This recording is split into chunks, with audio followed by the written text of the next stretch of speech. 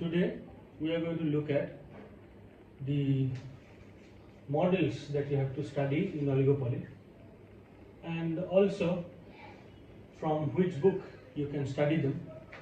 As it happens, there is no single book, so to say, from which you can study everything that is there in oligopoly. So you are going to take a huge number of books, 5 to 6, and you will see what can you study from which book. Now to start with, let me list down the models. So in oligopoly, first you have is Purno model, then you have atre, sometimes said atre model. This atre model comes with two variations. Number one is the homogeneous, or as sometimes said, identical goods.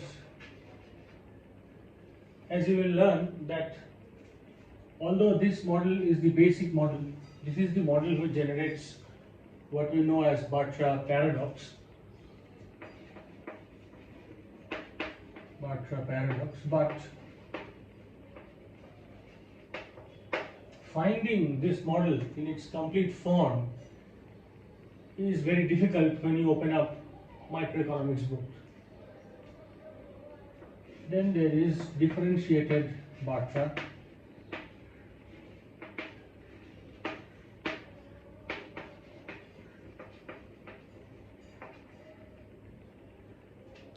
Number 3 is Stackelberg. As you may or may not know, Stackelberg takes the whole scenario a step higher. For the first and third model, they deal with quantity, and for the second model, it deals with price. But there are other models also. Number 4, the kinked demand curve model. The kinked demand curve model by Paul Sweezy. In many entrance exams, I have seen that that name came as a question. So who made or who constructed this kinked demand curve model? This model, as it happens, is very, very different from the first three.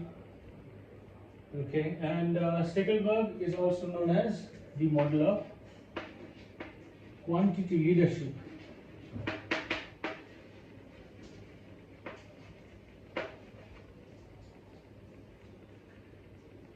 Okay, the last one, which is the price leadership model.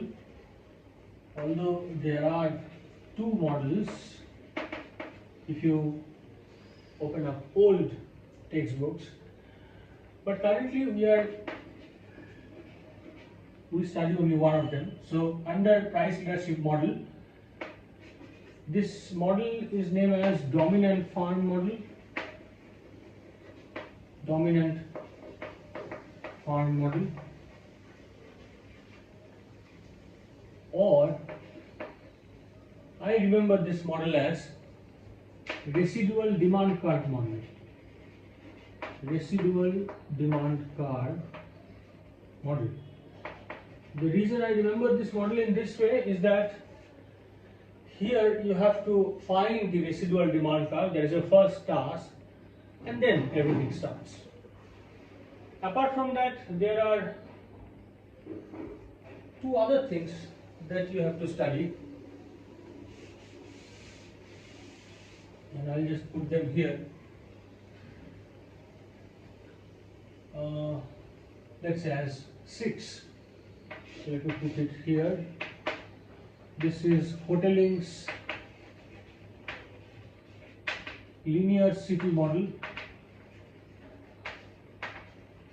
Now this model may not be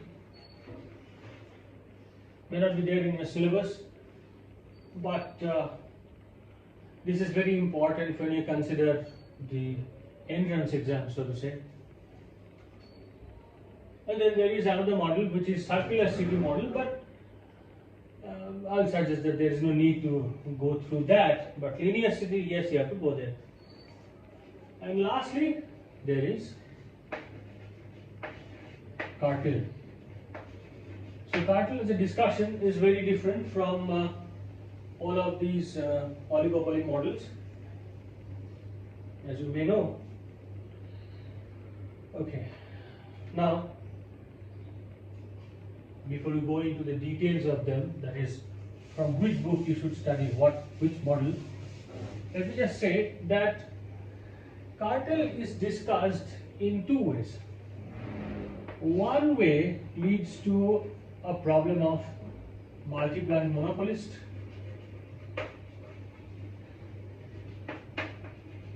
as you can imagine that if 5 or 6 firms form a group or form a cartel and work on the joint profit, then basically it will behave as a multi-plan monopolist.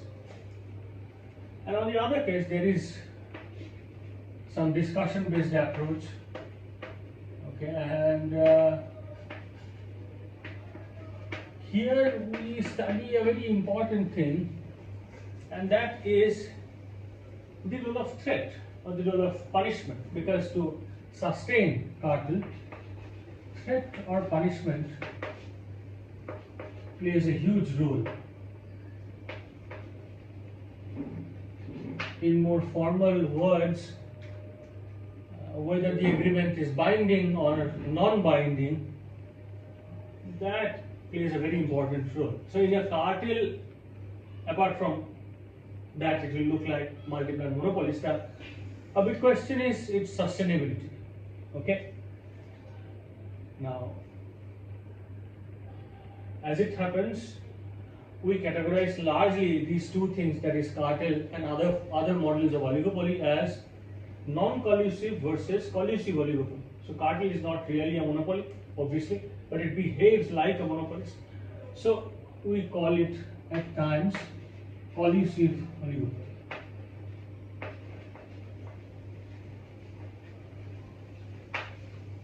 Okay, now as you can see, there are many models, 6 models in total to study in oligopoly. And as I said, then there is a single book which deals with all of them in a good way.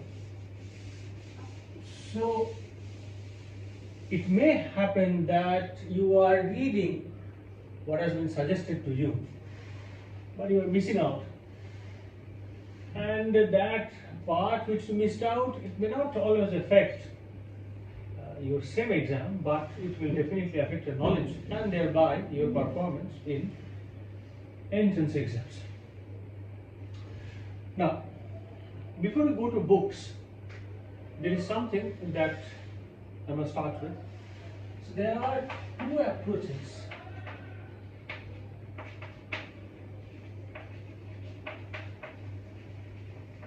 There are 2 approaches to analyze the first 3 models. That is Urno, Bartra and Stability.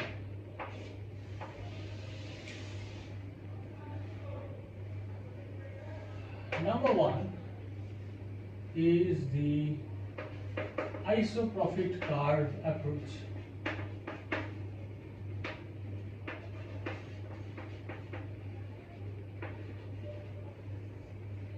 Which is obviously the older approach, and it comes as a part of something called classical oligopoly. So you can think of this approach is that which is taken by the people who actually constructed these models. But oligopoly models, in terms of analysis, they are affected by a problem of time. Okay, so the second approach, which is far more proper, is the game theoretic approach.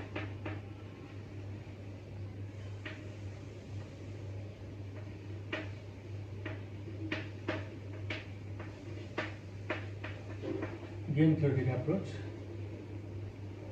where we are interested in Nash equilibrium of those models, Cournot, Nash, and Stackelberg, so to say.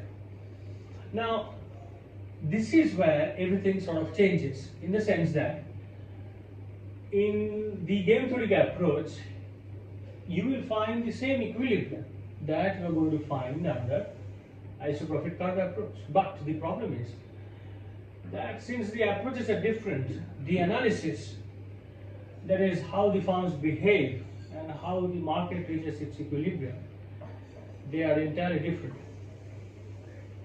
And while we take up several books one by one important point of distinguishing them will be where the chapter of game theory is located in each and every book.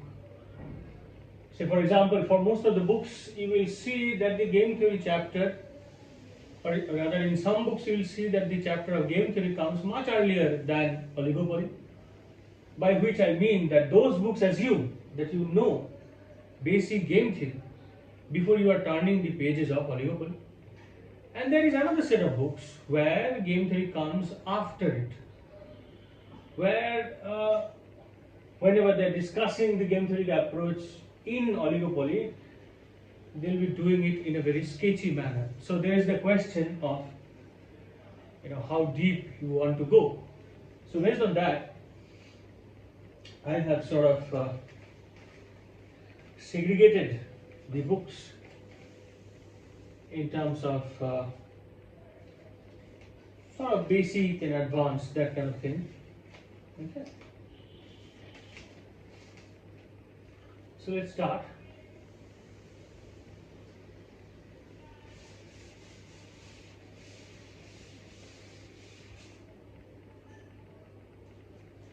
So we will be looking at the name of the writer, and we will be looking at the name, the chapter number, and also the edition, so that you don't get confused.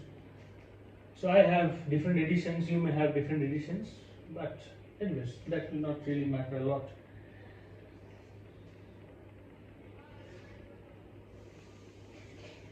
Okay, so the first book that I will start with is written by Koutsoyanis. That's the spelling.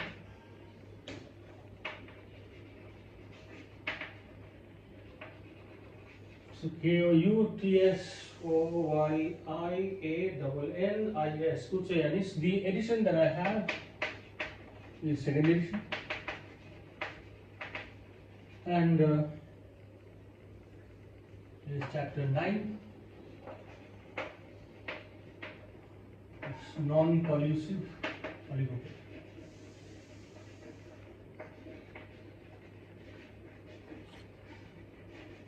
Okay. Now, first things first. This book is an old book. Okay.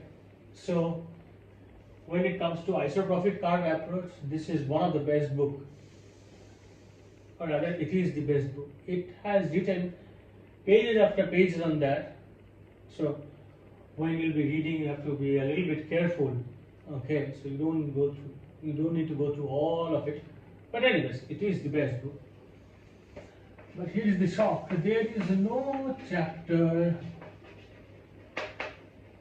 on game theory at all. There is no chapter on game theory at all. So that's interesting. It's a micro book without any chapter on game theory. Alright? So you can understand. Now the advantage is that you have every model here. So every model starting from Cournot to dominant firm, you have that.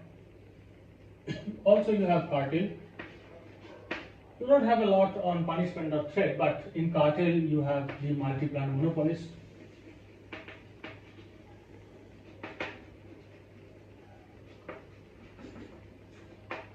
Okay. But only isoprofit curve approach. And with that, you will also get the welfare analysis, which is rarely done when it comes to models of oligopoly. So you get these in this book. So this is my first suggestion, but only if you are you want to know in depth. So I'll categorize it as in depth. Okay. Now, as you can see that we are missing on the game theory approach largely, and so we need to move to a modern book along with this one. Okay, a book where we will solely study the game theory approach. So that is our book 2.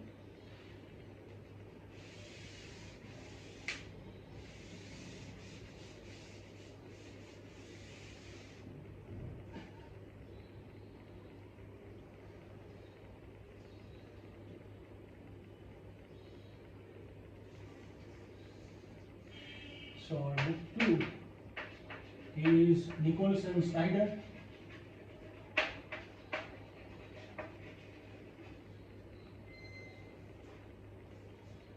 And I must say that this is for our modern approach, the game theory one, and this also categorizes as an in-depth text. Okay. If you are willing to go to some great institutes of economics to study further, then Snyder is a must. We'll get into that.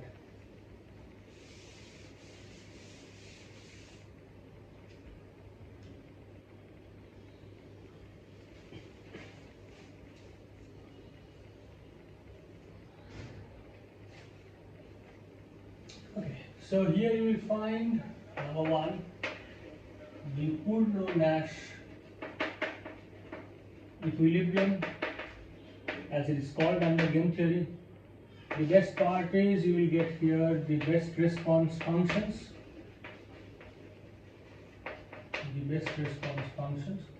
Which are sort of indispensable when it comes to the game theoretic analysis.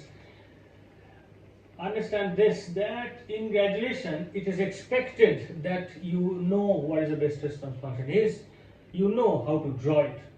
Now, you will get best response function, at least its diagram, also in quotients, but the interesting part is that you will get that from isoprofit curve. So you realize that using game theory and their best response approach, and using isoprofit curve, we reach at the same point, that is the best response function, but the background behind it is entirely different, and that creates a difference in the answer that you are going to write. Okay, that is very important. And in undergrad, we always suggest that don't write in game theoretic approach unless you are absolutely excellent at it, not good, not better, you have to be excellent in it. Otherwise, leave it, keep it to the mathematics as much as you can, because that will make things easier. Okay, now apart from that, you will get differentiated atre.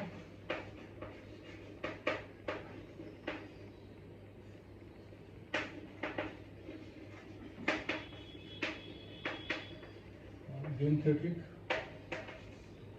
You will also get something extra. For example, okay, so you will get Quaterling's linearity model.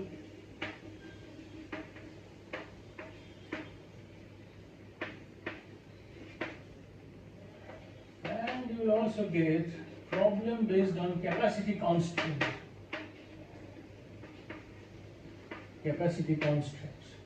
So we are not really studying Bartra paradox, but when you will study, where I'll have that class, you will see that capacity constraint is a very interesting way of resolving the Bartra paradox. Once in the School of Economics, in the entrance exam, I saw one example based on capacity constraint. Okay. So where the famous result of P equal to MC is not reached. Alright. So that's why I'm calling it an in-depth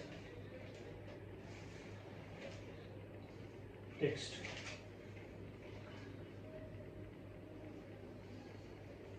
Now, the last thing is that the exercise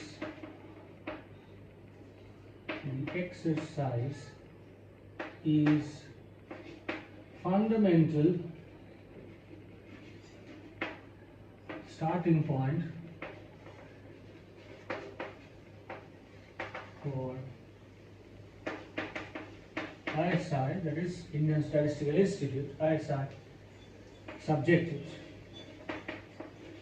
Now, obviously, ISI subjective questions are much harder than the questions that Nichols and Snyder asked most of the time. But the advantage is that Snyder has problems which are of huge size, and that gives you two benefits. Benefit number one is that you get adjusted to solving huge size problems, okay, which is the first shock of ISI subjective. The second thing is, when you have a big size problem, that problem can take into a complete model, okay, and ask questions from a complete model and not only parts of it. So at some level that clarifies your concept in a much better way than the usual questions, okay. Alright, so now we'll go to the third book,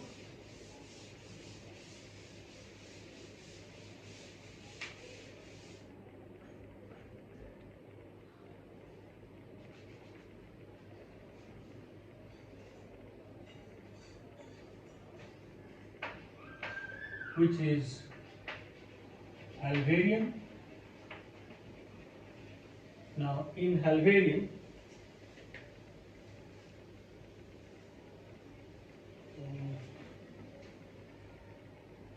okay, before we go into that, one thing that I missed about Nichols and Snyder, I guess, is that in Snyder, the book that I talked about, Nichols and Snyder, I have its 11th edition.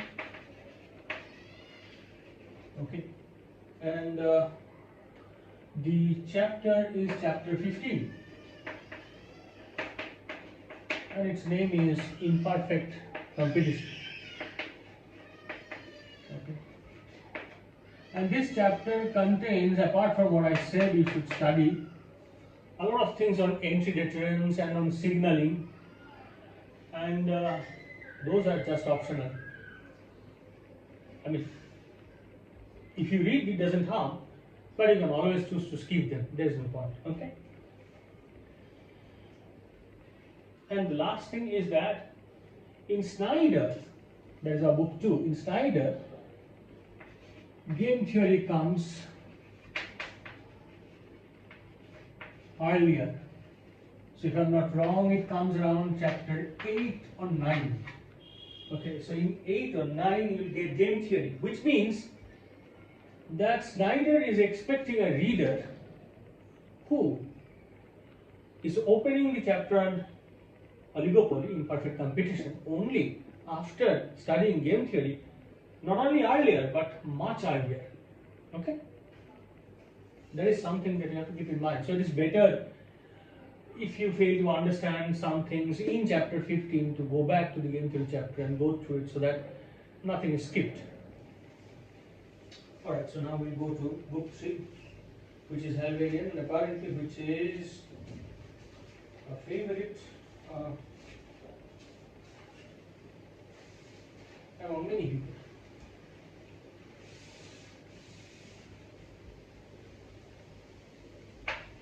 So in Halvarium, I must write the name of the book because there are two books, Intermediate Microeconomics and Microeconomic Analysis.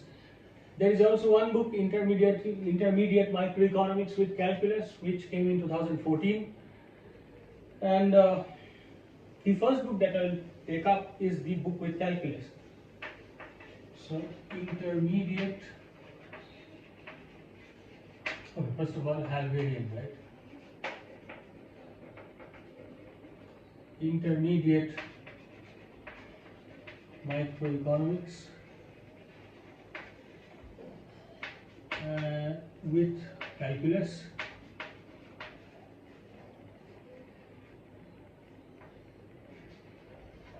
And we're talking about the first edition of that.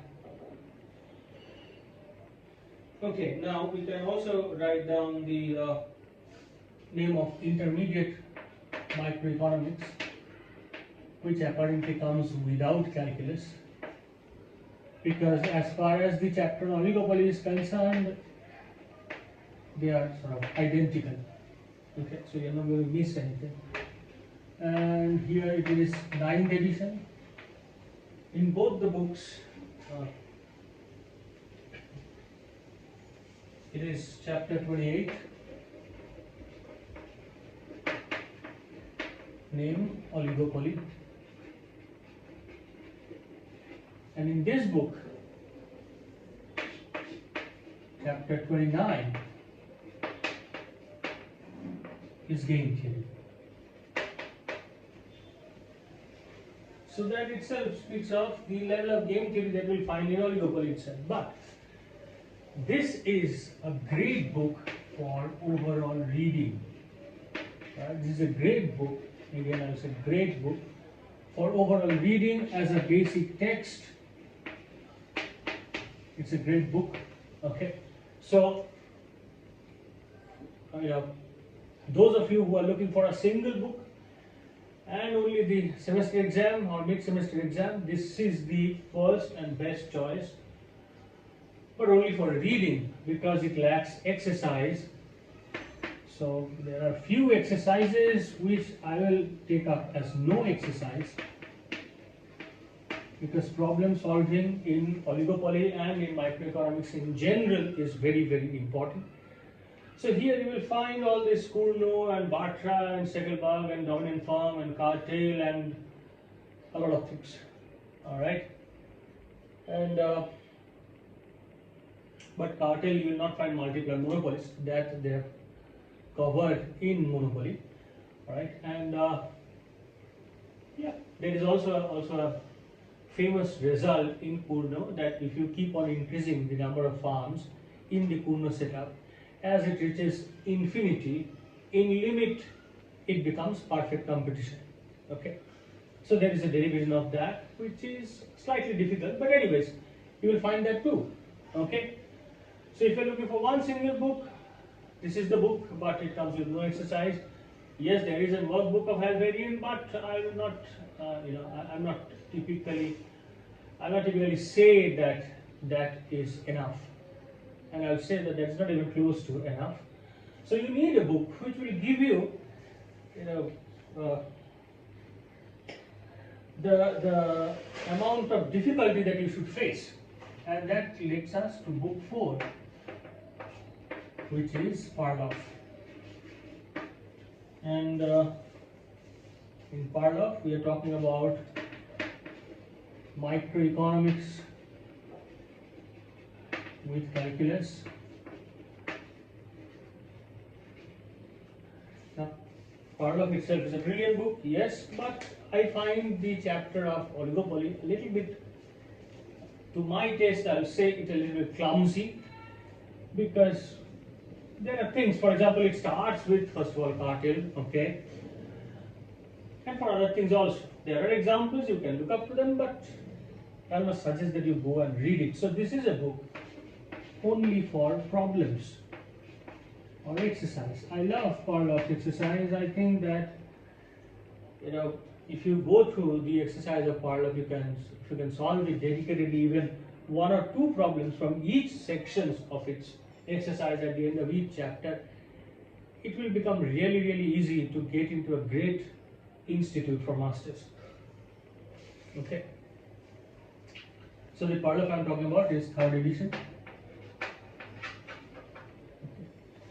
And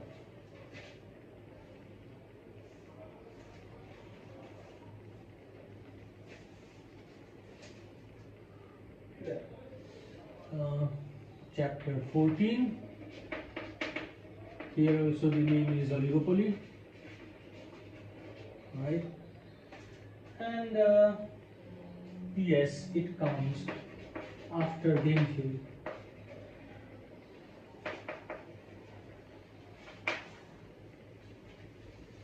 Okay.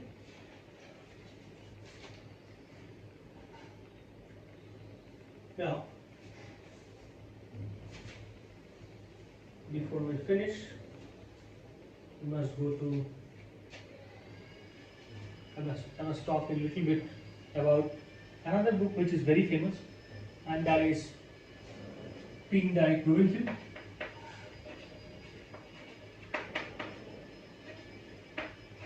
Okay, so I'm not really writing it as book 5, although it is book 5 for us, because Pindai also are not suggested for reading, but again, those who are looking for only the semester exams, the exercise of Pindai is good enough for you.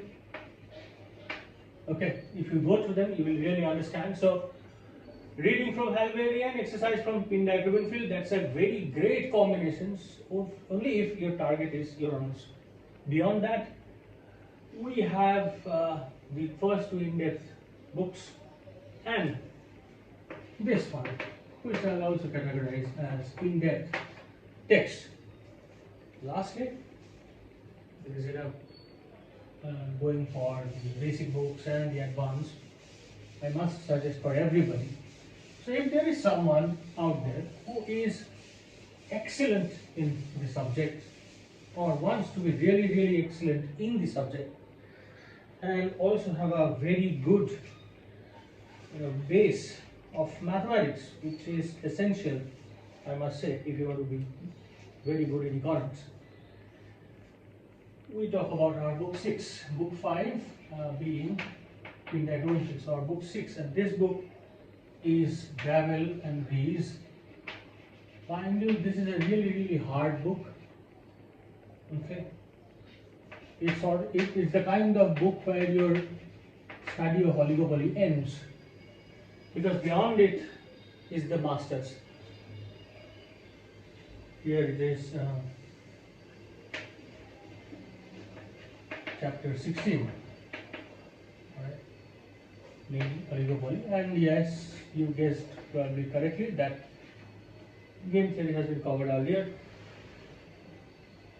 Now, this book has a very unique approach to the whole thing. Okay, it has some tables combining the results, which are very interesting. Okay, it has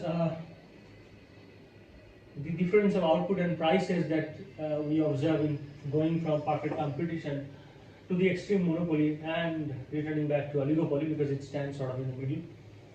Okay, it also has the Edgeworth model, which is not there, and just leave that. Okay. Apart from that, it has also some heavy discussions. As I said, that if you really want to be excellent, or if you are already, then this is your book.